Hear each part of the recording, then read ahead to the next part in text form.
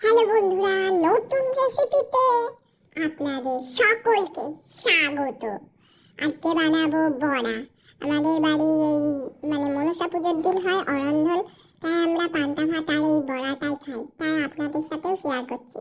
প্রথমে এই ডালগুলো নিয়ে নিতে হবে, ডালগুলো ভিজিয়ে রেখেছিলাম, ওইগুলোই বেটে নেব। আপনারা শিলনোড়া, আমার মিক্সার, যাতে ইচ্ছা সেখানে ধাই ধাই করে পিটাই দেবেন।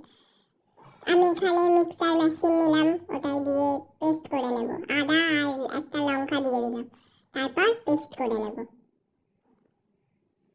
এই যে আমার পেস্টটা হয়ে গেছে, পুরোটাই পেস্ট করেছি দুবার ঘুরিয়ে। তারপর বাটিতে ঢেলে নিলাম।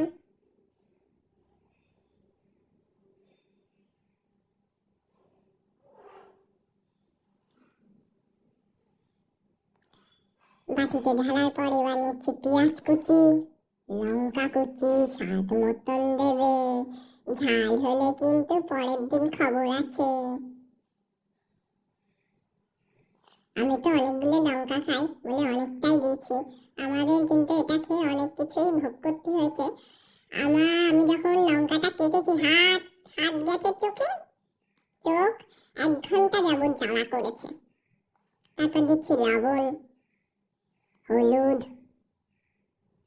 তারপর একটু চাট মশলা দিয়ে মেখে নিলাম ভালো করে, একদম তাড়াতাড়ি করে মেখে নিচ্ছি।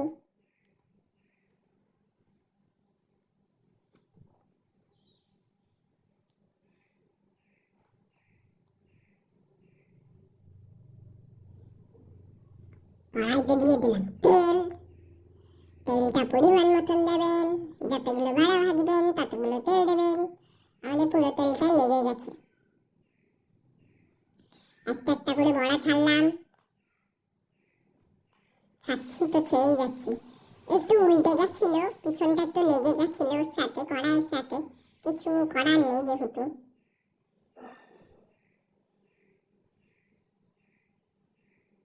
তাড়াতাড়ি সব বড়াগুলো ভেজে নিলাম।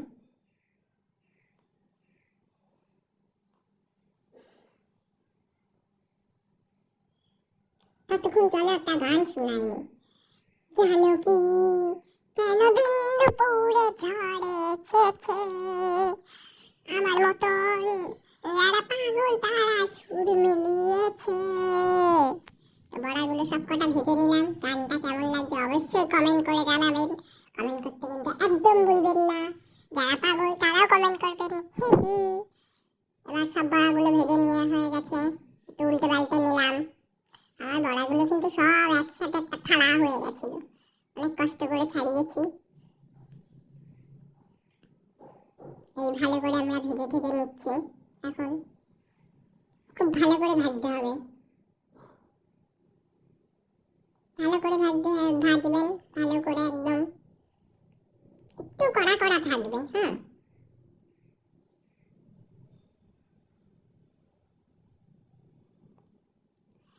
এবার আর কি সব বড়াগুলো উল্টে পাল্টে নিলাম, নেওয়ার পর সব তুলে নিচ্ছি।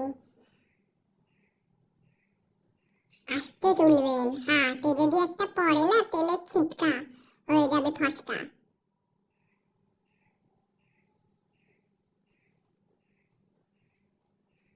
এবার এই বড়াগুলো একটা পরিবেশন করলাম, খেয়ে বলবেন কেমন হয়েছে।